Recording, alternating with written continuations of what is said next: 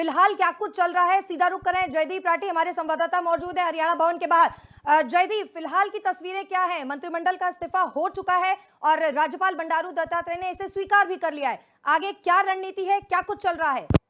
जी बिल्कुल जयश्री, देखिएगा इस समय हम हरियाणा निवास के बाहर है और मुख्यमंत्री मनोहर लाल खट्टर ने पूरी कैबिनेट के साथ जो इस्तीफा है वो गवर्नर को बंडारू दत्तात्रेय को सौंपा था और उसके बाद वापस मनोहर लाल खट्टर यहाँ पहुँच चुके हैं। उनके साथ जितने भी बीजेपी के शीर्ष नेता थे वो यहाँ पहुँचे थे। आप देख सकते हैं हरियाणा निवास के बाहर जो है यहाँ पे जिस तरीके से भीड़ लगी हुई है, अंदर जो है बीजेपी विधायक दल की मीटिंग है वो चल रही है। बीजेपी विधायक दल की मीटिंग जो है वो अंदर चल रही है। तमाम बीजेपी के सीनियर नेता वो वहाँ पर मौजूद है। पर्यवेक्षक जो बनाए गए थे केंद्रीय मुंडे वो यहाँ पहुँच चुके हैं, तरुण चुग यहाँ पहुँच चुके हैं। तो बिल्कुल और बीजेपी के तमाम विधायक जो हैं वो यहाँ पहुँच के, उसके साथ ही निर्दलीय विधायक वो भी यहाँ पहुँचे हैं। तो लगातार यहाँ पर अंदर जो मंथन जो है वो हरियाणा निवास के अंदर जारी है और अब से कुछ देर के बाद ही जो अपना नेता जो है वो चुन लिया जाएगा और उसके बाद जो है करीब शाम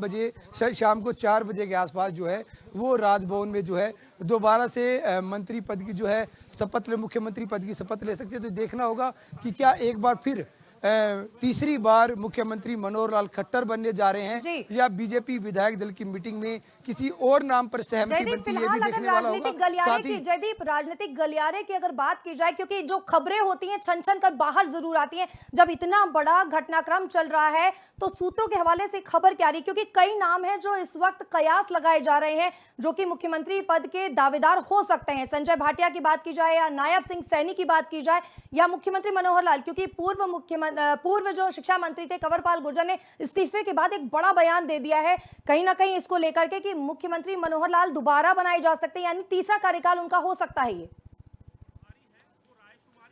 जी जयश्री, बिल्कुल देखिए, जब गवर्नर को इस्तीफा देने के बाद मुख्यमंत्री यहाँ पहुंचे तो बिल्कुल उनके साथ उनकी कैबिनेट के जो तमाम मंत्री रहे हैं उसमें कंवरपाल गुर्जर भी यहाँ पहुंचे, उनसे बातचीत की गई।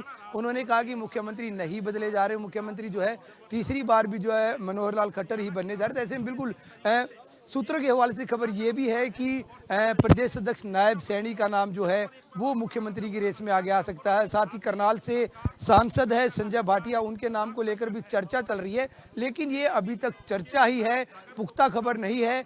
ये अब जब विधायक दल की मीटिंग जो अंदर चल रही है उसके अंदर निर्णय होगा कि किसको अपना नेता चुना जाता है, किसको नेता सदन चुना जाता है। क्या तीसरी बार मनोहर लाल खट्टर के नाम पर मोहर लगती है या जो भी नाम, संजय भाटिया का नाम ले ले हम, चाहे नायब सैनी का नाम ले, जिनके नाम को लेकर चर्चा चल रही, क्या उस पर मोहर लगेगी, ये विधायक दल की मीटिंग में साफ होगा। और विधायक दल की मीटिंग में जिसका भी नाम साफ होगा उसके बाद जो है आज शाम 4 बजे ओथ सेरेमनी हो सकती है राजभवन के अंदर और तमाम मंत्री जो है हरियाणा सरकार में जो भी नए मंत्री बनेंगे वो भी मंत्री पद की शपथ जो है वो आज ले सकते हैं शाम 4 बजे। जयश्री, इस वक्त बड़ी खबर यही है कि शाम 4 बजे तक जो है वो शपथ ग्रहण भी हो सकता है। चूंकि संख्या बल की अगर बात की जाए तो संख्या बल में किसी तरह की कोई दिक्कत बीजेपी के सामने नहीं है, लेकिन अब अहम सवाल ये है कि ये बीजेपी जेजेपी जो गठबंधन टूटा है, राजनीतिक क्या मायने हैं इसके और आखिर ये गठबंधन तोड़ने की जरूरत क्या पड़ी? क्या लोकसभा चुनाव या विधानसभा चुनाव? अहम बात क्या? जी जयश्री, बिल्कुल देखिएगा जिस तरीके से लोकसभा चुनाव, हाल ही में लोकसभा चुनाव होने हैं और उसी को लेकर लगातार जो मंथन चल रहा था, क्या जीजेपी और बीजेपी ये गठबंधन में हरियाणा में चुनाव लड़ सकती हैं और बीजेपी के जितने भी शीर्ष नेता हैं, चाहे प्रदेश अध्यक्ष की बात करें, प्रभारी की बात करें, मुख्यमंत्री की बात करें, तमाम। जयदीप, इस वक्त बड़ी खबर हमारे पास आ रही है, विधायक दल की बैठक चल रही है। शपथ ग्रहण के समय शाम 4 बजे जो है शपथ ग्रहण समारोह हो सकता है। शपथ ग्रहण के समय में बदलाव होगा और संभवतः शाम 4 बजे शपथ ग्रहण समारोह हो सकता है। जुड़े हुए शाम 4 बजे शपथ ग्रहण समारोह हो सकता है। ये जो समय है वो आया है सामने। फिलहाल जयदीप, विधायक दल की बैठक भी चल रही है और अगर राजनीति की बात की जाए हरियाणा के अंदर, ये इस वक्त बड़ी सरगर्मियां चल रही हैं, खास तौर से बीजेपी जेजेपी का जो गठबंधन टूटा है इसको लेकर के। कोई जाट वोट बैंक जो है उस पर नजर बीजेपी की भी है, कांग्रेस के पास भी जाट वोट बैंक और जेजेपी पर भी जाट वोट बैंक है। हालांकि अगर ये गठबंधन टूटा है तो इसका फायदा कहीं ना कहीं बीजेपी को मिलने वाला है, क्या कहेंगे? जी जयश्री, बिल्कुल देखिएगा जिस तरीके से पहले भी हम जिक्र कर रहे थे कि लोकसभा चुनाव में बीजेपी चाहे हरियाणा के नेतृत्व की बात करें, आलाकमान लगातार इस तरीके के बयान सामने आ रहे थे कि 10 की 10 लोकसभा सीटें जो है बीजेपी अकेले अपने दम पर लड़ने जा रही है, 10 की 10 सीटों पर कमल खिलेगा। और इसी को लेकर जो है मंथन भी चल रहा था और जेजेपी की तरफ से 2 सीटों पर दावेदारी की जा रही थी, हिसार सीट पर और भिवानी लोकसभा सीट पर, दोनों सीटों पर दावेदारी की जा रही थी, जिसको लेकर बातचीत भी की गई, लेकिन बात नहीं बन पाई। कल जेपी नड्डा से मुलाकात की दुष्यंत चौटाला ने, लेकिन सहमति नहीं मिली और उस बातचीत, उस मीटिंग के बाद जेपी नड्डा से जो मीटिंग दुष्यंत चौटाला की हुई थी, उसके बाद से ये कयास लगाए जा रहे थे कि अगर जेजेपी को लोकसभा चुनाव में सीट नहीं मिलती है तो जेजेपी अलग हो सकती है, अपने रास्ते अलग कर सकती है, सरकार से अलग हो सकती है।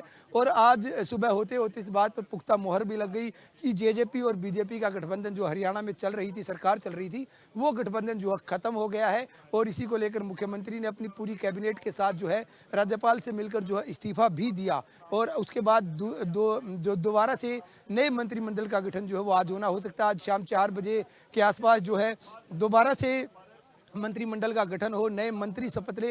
हालांकि किन पुराने मंत्रियों को इसमें दोबारा जगह मिलती है या जो निर्दलीय विधायक सरकार के समर्थन में आए, बीजेपी के समर्थन में आएंगे, उनमें से किनको एडजस्ट किया जाता है? क्या मुख्यमंत्री मनोहर लाल खट्टर के नाम पर तीसरी बार मोहर लगती है या कोई नया चेहरा बीजेपी जो है वो हरियाणा में लेके आ सकती है? ये तमाम इशू हैं जिनको लेकर अभी मंथन चल रहा है, विधायक दल की मीटिंग चल रही है और तमाम बीजेपी के सीनियर नेता हरियाणा निवास में चंडीगढ़ में मौजूद हैं। उसके बाद स्पष्ट हो पाएगा कि आखिर होने क्या वाला है, क्या किन नामों पर जो है सहमति बनती है। लेकिन बिल्कुल देखिएगा अब जो है जेजेपी जो है हरियाणा में, ये जेजेपी की तरफ से भी लगातार कहा जा रहा था कि अगर उनको गठबंधन में सीट नहीं मिलती है तो हरियाणा में लोकसभा चुनाव को लेकर वो अकेले जाएंगे और 10 की 10 सीटों पर उन्होंने अपनी रणनीति तैयार कर रखी है। 10 की 10 सीटें जो है वो जेजेपी भी अकेले लड़ने जा रही। तो बिल्कुल अब इस्तीफा जो है हो चुका है, मुख्यमंत्री ने इस्तीफा दे दिया, पूरी कैबिनेट का जो इस्तीफा हो गया। तो ऐसे में जेजेपी के कोटे से जो 3 मंत्री थे, खुद उप मुख्यमंत्री दुष्यंत चौटाला थे, देवेंद्र बबली थे, अनूप धानक थे, इन तीनों का भी इस्तीफा हो गया है।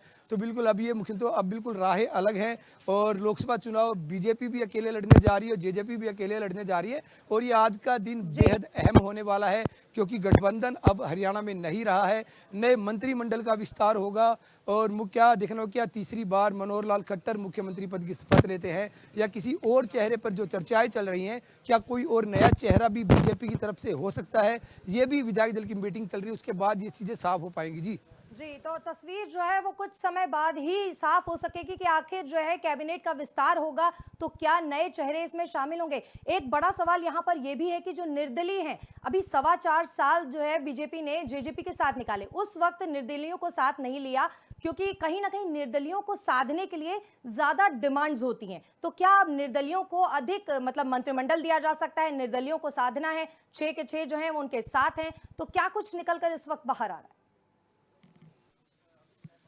जी जयश्री, बिल्कुल देखिएगा जब 2019 में सरकार बनी थी उस समय जो है निर्दलीय विधायकों की बात करें, सिर्फ रंजीत चौटाला को छोड़ दें, रंजीत चौटाला को कैबिनेट में जगह दी गई थी, उनको बिजली मंत्रालय दिया गया। उसके अलावा तमाम जो निर्दलीय विधायक उनकी बात करें, दादरी से सोमवीर सांगवान की बात करें, गोपाल कांडा की बात करें, सिरसा से रणधीर गोलन की बात करें, नयनपाल रावत की बात करें, राकेश दौलताबाद की बात करें, ये तमाम निर्दलीय विधायक थे।